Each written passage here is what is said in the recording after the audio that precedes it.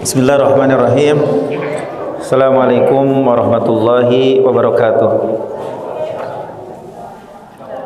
Alhamdulillah, wassalatu wassalamu ala rasulillah wa ba'd. Teman-teman yang dimuliakan Allah subhanahu wa ta'ala, di sesi yang kedua ini masih kita melanjutkan pembahasan yang tertunda ya, berkenaan dengan kiat-kiat terlepas dari perbuatan dosa, kiat-kiat yang biar kita bisa terlepas dari jeratan dosa, dari tawanan dosa. Dan tentunya dosa ini menjadikan kita itu galau, menjadikan kita itu tidak bahagia. Itu pengaruh dari dosa, membuat hati kita itu menjadi keras, membuat hati kita itu mati gitu ya. Nah, yang kita bahas sekarang ini bagaimana terlepas dari perbuatan dosa. Sudah disampaikan 13 poin kiat-kiat agar kita bisa terlepas dari perbuatan dosa. Pada pertemuan kali ini yaitu kiat yang ke-14 ya. Al-Imam Ibnu Qayyim rahimahullah berkata, Ar-Rabi Asyar, kiat yang ke-14 biar kita bisa terlepas dari perbuatan dosa adalah Sorful fikri ila ajaibi ayatillah, memfokuskan pikiran atau untuk merenungkan keunikan-keunikan ayat-ayat Allah Jalla wa'ala, allati nadaba ibadahu ila tafakkuri fiha, yang mana Allah menganjurkan kepada para hambanya untuk merenungkannya. Teman-teman yang dimuliakan Allah subhanahu wa ta'ala, apabila kita sebagai seorang muslim memfokuskan pikiran kita untuk merenungkan keindahan ayat-ayat Allah Jalla wa'ala, ya, baik merenungkan ayat-ayat yang dibaca, yaitu firman Allah Jalla wa'ala, yaitu Al-Quranul Azim, Al-Quran yang agung, yang ya. Jadi membaca Al-Quran itu untuk ditadaburi sebagaimana telah dijelaskan. Nah, ketika kita merenungkan, memfokuskan pikiran kita untuk merenungkan ayat-ayat Allah Jalla wa'ala yang kita baca, itu bisa menyebabkan kita meninggalkan dosa gitu. Atau kita merenungkan ayat-ayat yang ada di alam ini yang diciptakan oleh Allah subhanahu wa ta'ala, langit dan bumi ya, gitu. Penciptaan langit dan bumi coba kita renungkan misalnya gitu. Nah, fokuskan pikiran kita bagaimana indahnya langit yang tanpa atap gitu. Gak ada yang retak sama sekali gitu kan. Kalau bangunan-bangunan yang kita bangun mungkin 30 tahun juga kelihatan retaknya dan lain sebagainya. Langit ini subhanallah berapa puluh tahun dari dulu sampai sekarang gak ada yang retak. Coba ulangi, renungkan, lihat, gak ada yang retak, tanpa tiang lagi. Nah, ini bisa menjadi penyebab yang menyebabkan kita ini terlepas dari perbuatan dosa, karena dari perenungan itu akan membuat hati kita mengagungkan Allah, membuat kita mengagungkan Allah. Kalau orang yang mengagungkan Allah, gimana mau berbuat maksiat, betul nggak? Dia akan lepaskan dosa-dosa, jeratan-jeratan dosa yang dia lakukan. Jadi dengan perenungan ini insya Allah akan membuka pintu-pintu kebaikan yang sangat banyak sekali. Dan hati kita akan disibukkan dengan iman.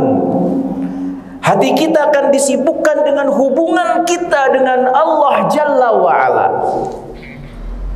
Maka dengan sebab itu menjadikan kita itu menjauh dari melakukan perbuatan dosa dan tenggelam dalam kebatilan. Orang yang merenungkan ayat-ayat yang dibaca maupun yang ada di alam sekitar kita, begitu ikhwah. Dan memang kita kan dianjurkan untuk merenungkan ayat Allah, dianjurkan untuk merenungkan ciptaan Allah, itu sebagai penyebab yang menyebabkan tambahnya kita mengenal Allah Jalla wa'ala. Salah satu caranya adalah merenungkan. Maka orang yang mengenal Allah, maka insya Allah dosa-dosa yang tadinya dia terbiasa melakukan akan dia tinggalkan. Wasawis-wasawis, godaan-godaan yang biasa menyeliputi hatinya, maka dengan merenungkan ayat-ayat Allah gitu yang membuat tambah pengenalannya kepada Allah Jalla wa'ala, ditepis dengan keimanan, kekokohan keimanan, ditepis. Tapi orang-orang yang lemah iman, walaupun sering ngaji, kalau lemah imannya gak bisa menepisnya biasanya. Misal kita sudah ngaji tapi imannya kurang, misalnya, tetap aja bisa terjadi dan terjerumus ke dalam perbuatan dosa. Karena ya manusia ketika melakukan dosa berarti sedang lemah imannya, gampang untuk terseret kepada perbuatan dosa. Tapi ketika kokohkan lagi keimanannya, bagaimanapun banyak tantangan, rintangan yang membuat kita berbuat dosa, tambah kuat, tambah bercahaya hatinya. Karena kekuatan kita itu ada di hati. Kekuatan seorang mukmin itu ada di hati. Maka perkokohlah keimanan. Dan salah satu yang mengokohkan keimanan kita adalah merenungkan ayat-ayat Allah yang Al-Quranul Karim, yang firman Allah kita renungkan, dan juga ayat-ayat yang sekitar kita. Ya. Jadi jalannya kita ke misalnya camping sambil renungkan. Ya, kalau misalnya kita camping ya saah-saah gitu kan, saah-saah gitu. Kadang kita jalan, kadang naik sepeda umpamanya sambil kita renungkan gitu. Di waktu pagi kita jalan, kemudian sambil renungkan, coba perlihatkan perubahan dari awal gelapnya, gelap, terang, bagaimana langit. Itu bisa membuat hati kita tambah kokoh keimanan kita dan mengagungkan Allah Jalla wa'ala. Hal itu bisa menjauhkan diri kita dari tenggelam dengan kebatilan. Ngomongin ini, gak akan kepikiran untuk ngomongin anu dan ngomongin atu. Insyaallah bi'idnillahi tabaraka wa ta'ala, yang ada adalah berusaha untuk menepis prasangka yang buruk, Pak, ya, kepada orang lain. Menepis itu tumbuh dari kekokohan keimanan. Tapi kalau keimanannya kurang, yang ada adalah donnya buruk terus. Yang dipandang orang lain padahal baik, buruk juga. Karena tergantung apa yang ada di dalam hatinya. Pandangannya tidak bisa mengambil pelajaran, pandangannya selalu negatif untuk melihat orang lain. Iya. Teman-teman yang dimuliakan Allah Subhanahu wa taala, jadi faidastawla dzalika ala qalbihi, apabila telah meliputi hal itu pada hatinya, dafa'anhu muhadarat syaitan wa muhadatsatuhu wa waswasuhu. Jadi dia pasti bisa menepis berbisikan-bisikan godaan-godaan syaitan. Akan menepis.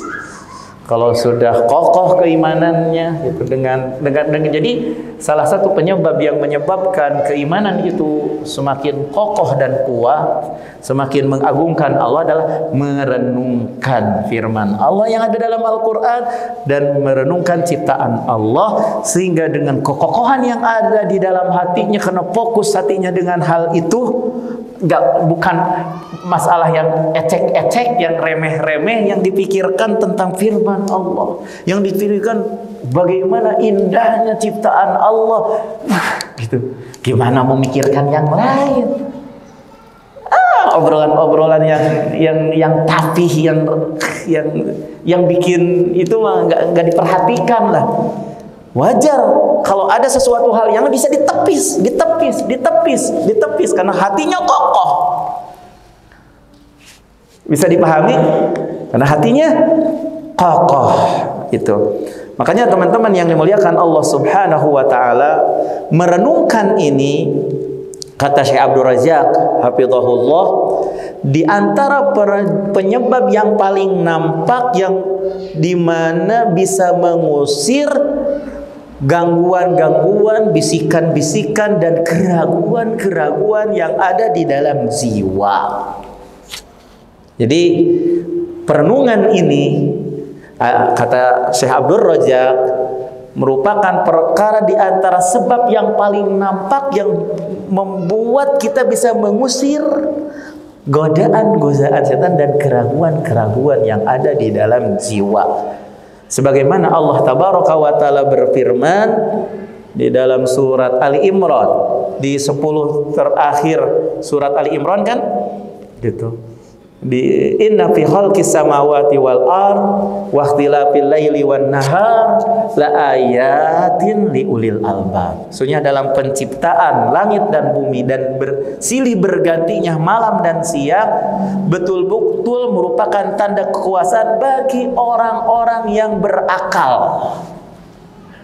Orang-orang yang berakal itu akan berbicara perenungannya bukan perkara-perkara yang cetek. Perenungan dengan suatu perkara yang besar. Bukan membicarakan ini dan itu, tapi akan sibuk fokusnya itu dalam perenungan-perenungan yang besar. Seperti penciptaan malam dan siang, penciptaan langit dan bumi, itu yang direnungkan. Itulah orang-orang yang berakal. Itulah orang-orang yang berakal. Nah, tanda-tanda orang-orang yang berakal itu adalah alladzina yadhkurunallaha qiyaman wa qu'udan. Mereka yang mengingat Allah di waktu berdiri, di waktu duduk dan di waktu berbaring. Wa yatafakkaruna fi khalqis samawati wal ardh. Dan mereka merenungkan penciptaan langit dan bumi, lalu berdoa, Rabbana ma khalaqta hadza batila, ya Rabb kami, ini tidaklah kau ciptakan sia-sia. Tidaklah penciptaan ini ada ciptaan yang sia-sia. Subhanaka faqina adzabannar, maha suci Engkau. Jadi dengan sebab kita merenungkan, akhirnya takut jadinya.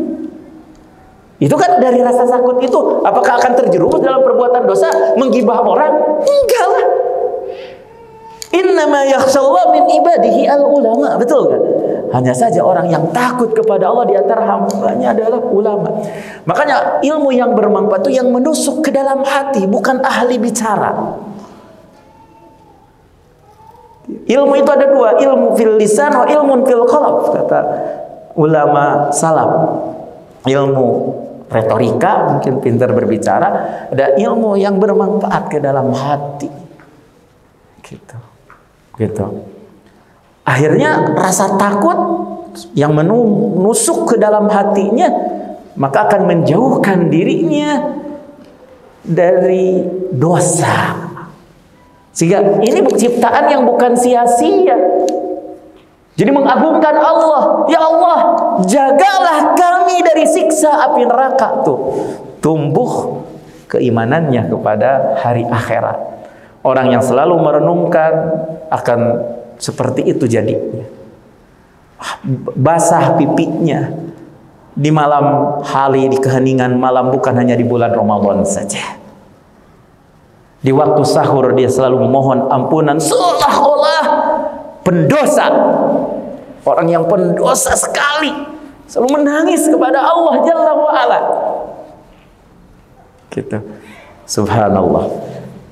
Jadi perenungan ini penyebab yang menyebabkan atau kiat yang membuat terlepasnya diri kita dari perbuatan dosa.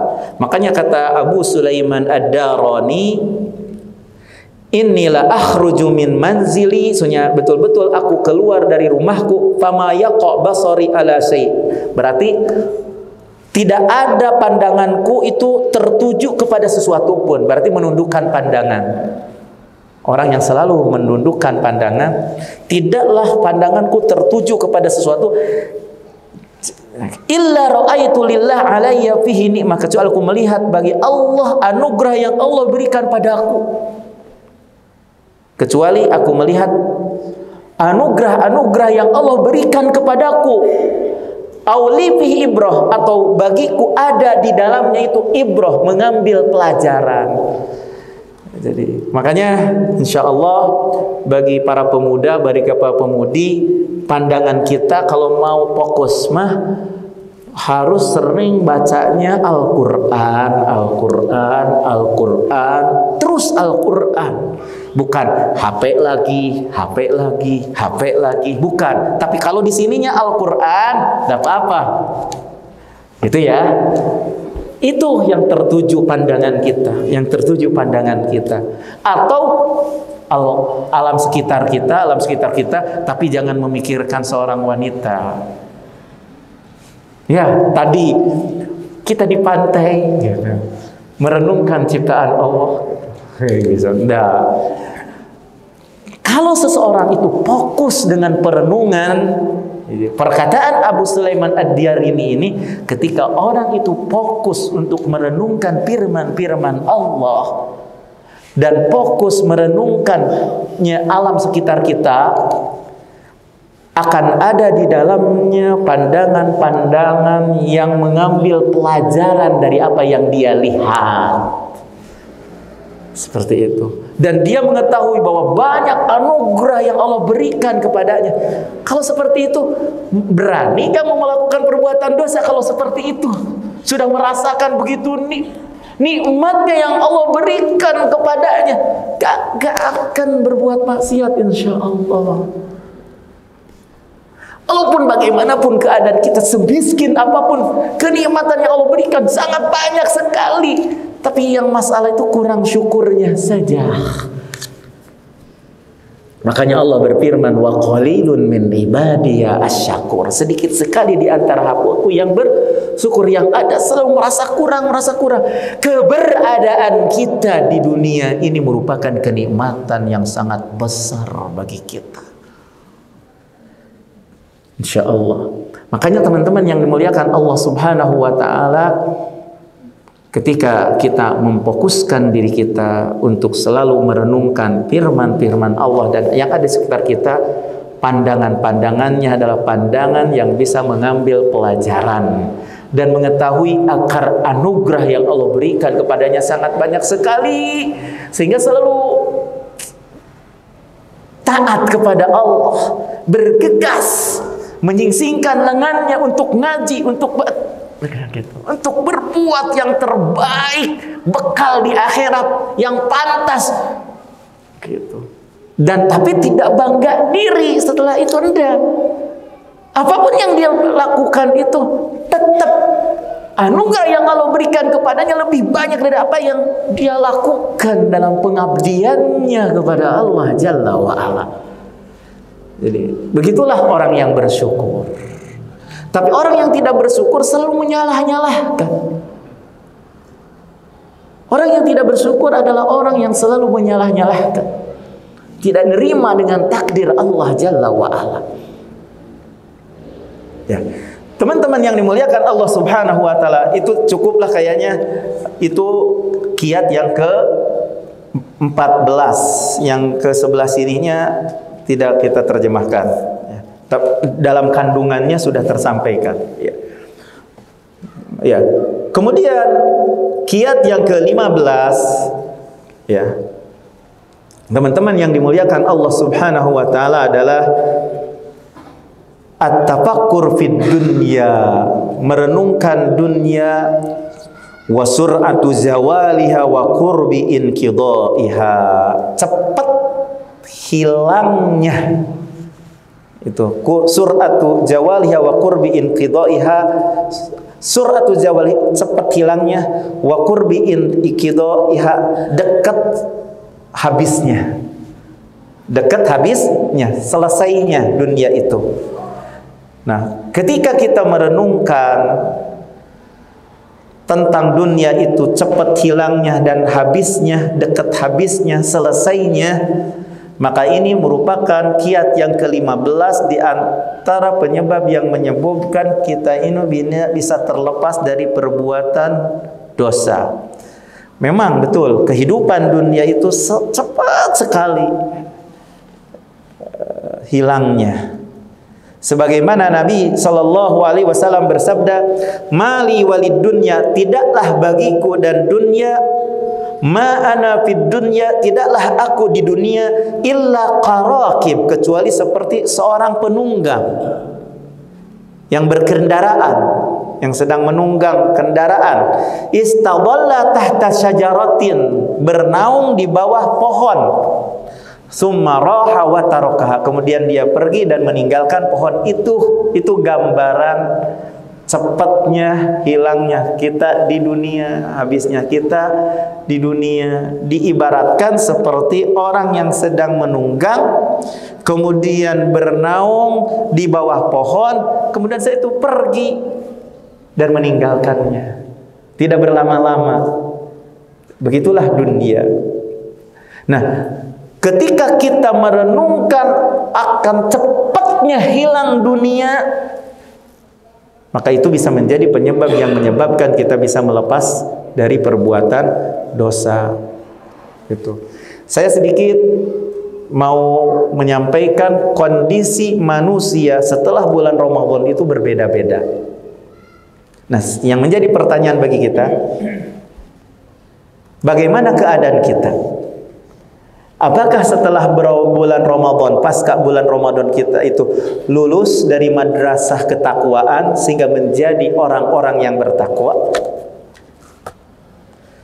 Apakah Anda pasca Ramadan ya setelah keluar ya dari sekolah Ramadan, Anda itu tetap senantiasa menjadi orang-orang yang istiqamah, menjadi orang yang selalu bertaubat, menjadi orang-orang yang selalu tetap baca Al-Quran, tilawah Al-Quran yang dirutinkan, ataukah bagaimana?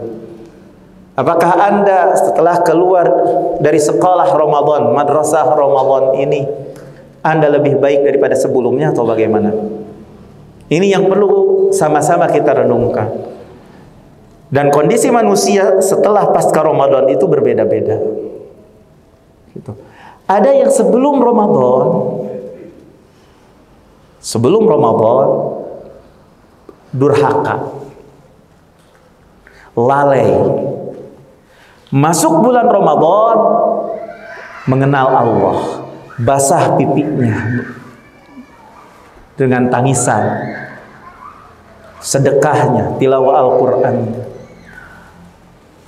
Keluar dari bulan Ramadan, kembali lagi kepada kelupaan, kembali lagi kepada perbuatan maksiat.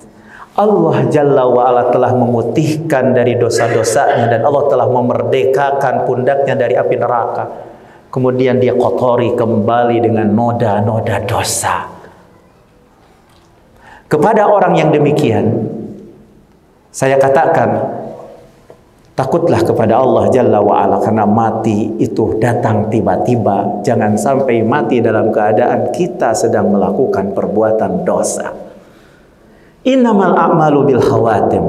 Sesungguhnya amalan itu tergantung penutupannya.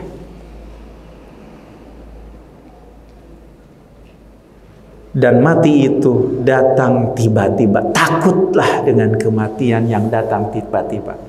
Kemudian juga ingat firman Allah Jalla wa'ala, Innallaha la yughayyiru ma biqaumin hatta yughayyiru ma bi anfusihim. Sesungguhnya Allah tidak merubah satu kaum sampai dirinya sendiri yang merubahnya. Bagi orang yang kembali lagi kepada dosa dan kelupaan, ingat, tidak akan bisa Anda menjadikan kembali lagi kepada suasana gambaran di saat di bulan Ramadan kecuali oleh Anda sendiri rubahlah kondisi Anda. Tinggalkanlah dosa-dosa. Menghadaplah kepada Allah, Allah akan menghadap kepadamu. Kenali Allah, Allah akan kenal Anda. Jangan terus dengan dosa-dosa dan dosa. Innallaha la yughayyiru ma biqaumin hatta yughayyiru ma bi anfusihim. Jadi ada yang demikian kondisi manusia, maka saya katakan kembali lagi kepada Allah. Andaikan kembali lagi kepada Allah, mendekat kepada Allah, mengenal kepada Allah, sedekahnya tetap jalan, tilawah Al-Qur'annya tetap jalan, Allah Subhanahu wa taala akan mengampuni dosa-dosanya. Setelah Ramadan, bukankah saum ada juga di luar bulan Ramadan? Bukankah membaca Al-Quran ada juga di luar bulan Ramadan? Bukankah yang Anda ibadahi di bulan Ramadan adalah Allah yang menyuruh Anda untuk beribadah juga di luar bulan Ramadan? Jadilah Anda hamba-hamba Allah, bukan menjadi hamba-hamba Ramadan. Karena sejelek-jeleknya manusia adalah orang yang meninggalkan kewajiban-kewajiban setelah dia giat dalam melaksanakan kewajiban, kemudian setelah itu luntur dan menyia-nyiakan kewajiban-kewajiban yang Allah wajibkan. Bi'sal qaum, itu sejelek-jeleknya kaum. Makanya teman-teman yang dimuliakan Allah, bagi para pendosa lupa, karena kita manusia bukan malaikat, kadang lupa. Kita mengetahui begitu nikmatnya dan indahnya di bulan Ramadan dengan tilawah Al-Quran kita, sholat malam kita, sedekah kita, betul, pengajian kita. Tapi ya namanya manusia, ada lupanya ya. Tapi sebagian manusia, mudah-mudahan bukan kita, rubahlah diri kita, tinggalkanlah dosa. Karena dosa itulah yang membuat kita malas sebenarnya untuk beramal soleh, malas untuk ngaji, malas untuk berdekatan dengan orang-orang yang saleh, malas untuk berpelukan dengan orang-orang yang baik. Tapi yang ada jauh dan jauh. Rubahlah diri Anda. Karena suatu kaum tidak akan bisa merubah kecuali dirinya sendiri yang merubahnya. Tinggalkan dosa, menghadap kepada Allah sebelum ajal datang. Karena dunia ini sementara, cepat hilangnya. Di samping itu pula teman-teman yang dimuliakan Allah Jalla wa'ala, dunia ini adalah rumah ujian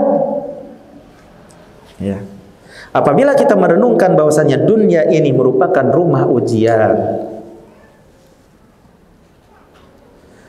dia akan meyakini, atau Anda akan meyakini, kita akan meyakini, apabila menyia-nyiakan waktu di dalam kehidupan dunia yang sedikit ini pada suatu perkara yang tidak bermanfaat, futsal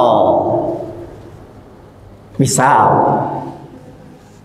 boleh futsal, tapi bukan pada waktunya sedang adanya kajian. Ajak orang-orang yang kita dakwahi, yuk ke masjid untuk menuntut ilmu. Futsalnya, olahraganya ba'da subuh misalnya. Jangan tidur pada subuh, olahraga setelah atau baca Quran dulu, wirid dulu, olahraga, futsal, kan boleh olahraga, boleh ya kan?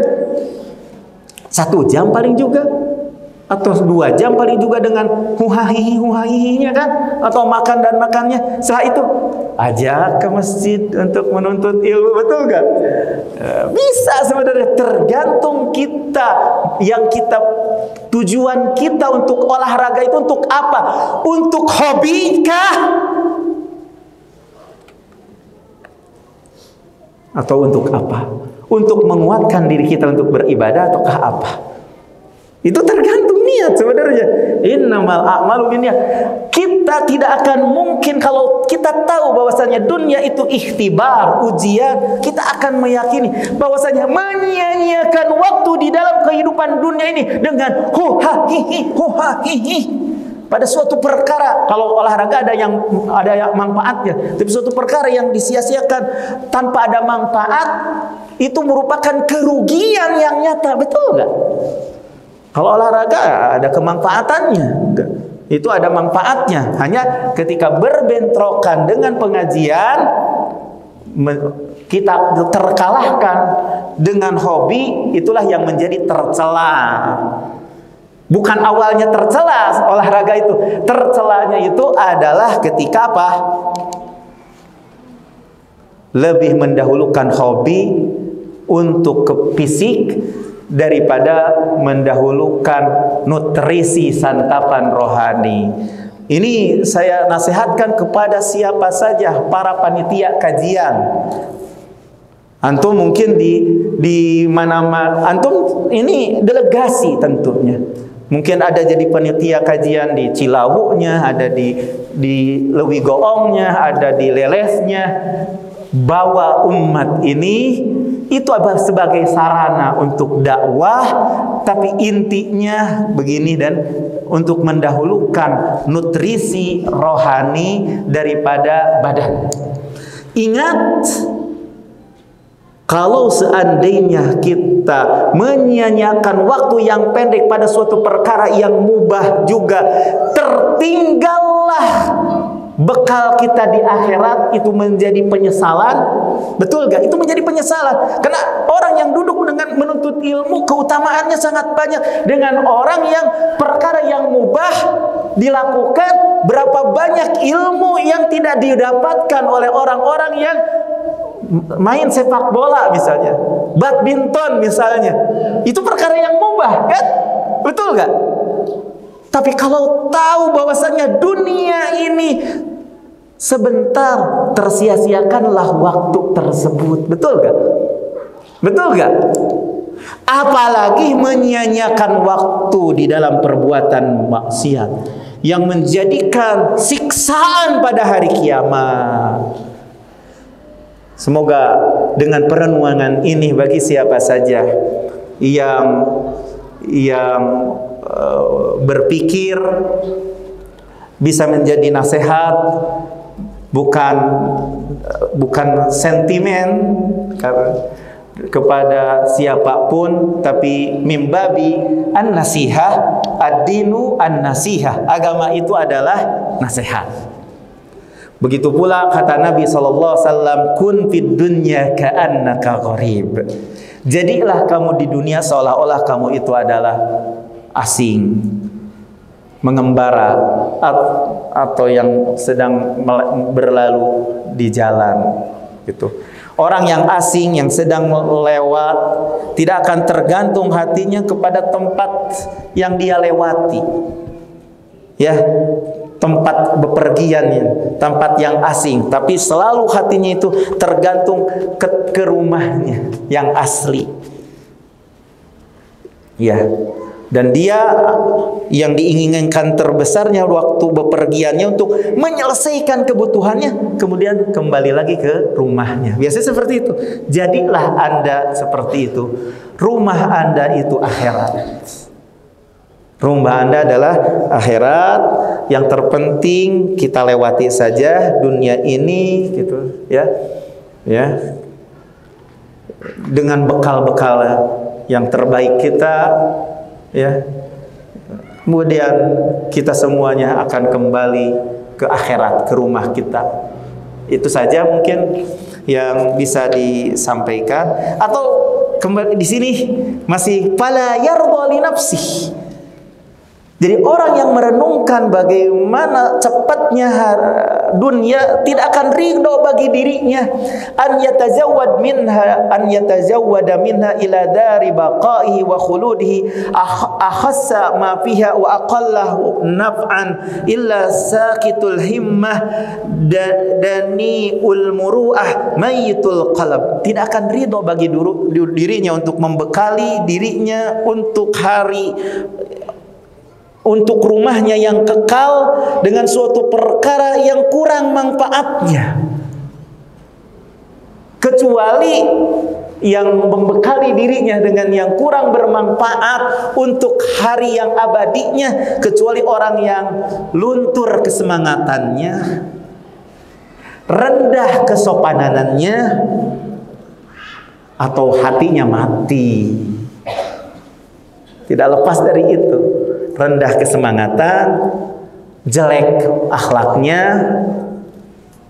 ya kurang kesopanannya, atau hatinya mati. Kalau menyia-nyiakan di dunia yang sebentar ini, fa inna hasratahu tashtaddu idza ayana haqiqata ma tazawwadah. Maka kerugiannya akan semakin rugi apabila dia melihat hakikat apa yang dia persiapkan. Wa tabayyana lahu adamu naf'i lahu, dan nampak baginya tidak ada kemanfaat baginya ketika hidup di dunia yang sementara itu. Ternyata banyak perkara-perkara, waktu-waktu di dunia ini dengan perkara-perkara yang sia-sia, akhirnya rugi.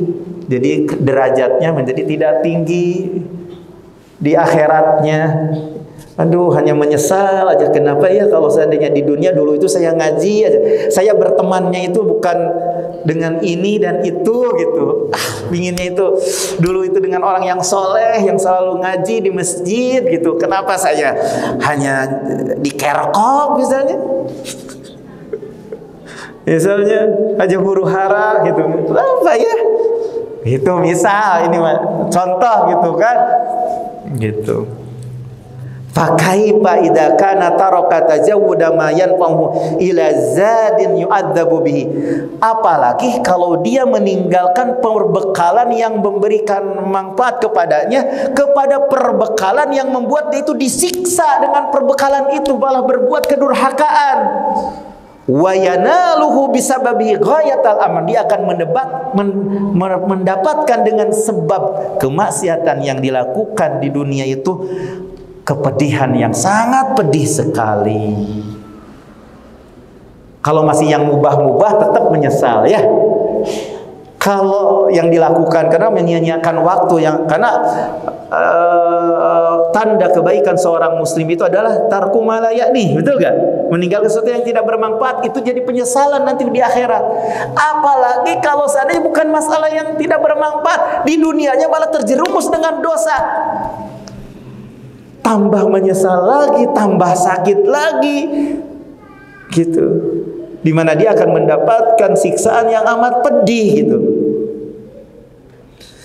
Bal idza tazawwada ma yanfahu, bahkan kalau seandainya dia di dunia itu, di dunia yang sebentar itu membekali dirinya apa yang bermanfaat, kalau seandainya dia di dunia membekali diri apa yang bermanfaat, wa taraka ma huwa anfa, lalu dia meninggalkan apa yang lebih bermanfaat, sepak bola, ngaji misal ya misalnya. Misal, oh bukan itu misalnya. Kalau itu apabila dia membekali diri apa yang bermanfaat, misalnya yang bermanfaat itu misalnya berdakwah. Bermanfaat, betul? Ya. Dia berupaya untuk membekali diri apa yang bermanfaat. Wa taraka ma huwa anfa'u minhu, lalu dia meninggalkan apa yang lebih bermanfaat daripadanya. Kalau dengan sepak bola mah udah itu mah memang gak ada manfaatnya gitu. Kalau meninggalkan menuntut ilmu gitu kan, ini mah meninggalkan apa yang dia berbekal diri dengan yang bermanfaat gitu. Menuntut ilmu bermanfaat misalnya. Gitu. Wa taraka ma huwa anfa'u minhu, dan meninggalkan apa yang lebih bermanfaat daripadanya. Tidak mengamalkan ilmu, menyebarkannya misalnya. Mengajak kepada yang lain untuk menuntut ilmu, dia hanya cukup dengan diri sendiri, kan? Enggak menjadi obor bagi yang lain, hanya untuk obor kepada dirinya. Kan hasratan lagi, jadi penyesalan bagi, kenapa dulu saya enggak berdakwah, hanya menuntut ilmu saja, itu juga jadi penyesalan. Apalagi kalau seandainya begini, menuntut ilmu, sepak bola, ditinggalkan ini dengan sebab sepak bola, itu penyesalan. Kalau seandainya dia sudah menuntut ilmu tapi dia tidak berdakwah, tetap menjadi penyesalan. Kenapa dulu saya tidak berdakwah? Kenapa? Itu menjadi penyesalan. Apalagi seandainya dia itu membuang waktunya pada suatu perkara yang tidak ada kemanfaatan sama sekali. Kalau sepak bola masih ada kemanfaatan kepada dia, tidur-tiduran aja, tidak ada sesuatu hal yang bermanfaat bagi dirinya, berleha-leha aja, itu kan menjadi penyesalan. Apalagi kalau diisi waktu di dunia dengan kemaksiatan, lebih sakit lagi menyesalnya, belum lagi mendapatkan siksaan dari Allah Jalla wa Ala. Renungkanlah. Maka dengan merenungkan tentang cepatnya dunia ini akan menjadi penyebab yang menyebabkan kita ini melepaskan dari hobi-hobi, lebih kepada hal-hal yang mubah daripada hal-hal yang utama. Misalnya hobi syahwat, jadi hobi-hobinya untuk mendekatkan diri kita kepada Allah Jalla wa'ala. Bisa ditinggalkan dosa itu dengan merenungkan kiat yang ke-15 ini. Itu saja yang bisa saya sampaikan. Mohon maaf jika contoh-contohnya kurang berkenan di hati antum semuanya. Jika ada hal yang perlu ditanyakan sebelum diakhiri, fal yatafaddal maskura. Masih ada 15 menit. Yuk berdakwah bersama kami. Dukung operasional dakwah dan sosial kami. Raih pahala jariah yang terus mengalir sampai hari kiamat. Jazakumullahu khairan.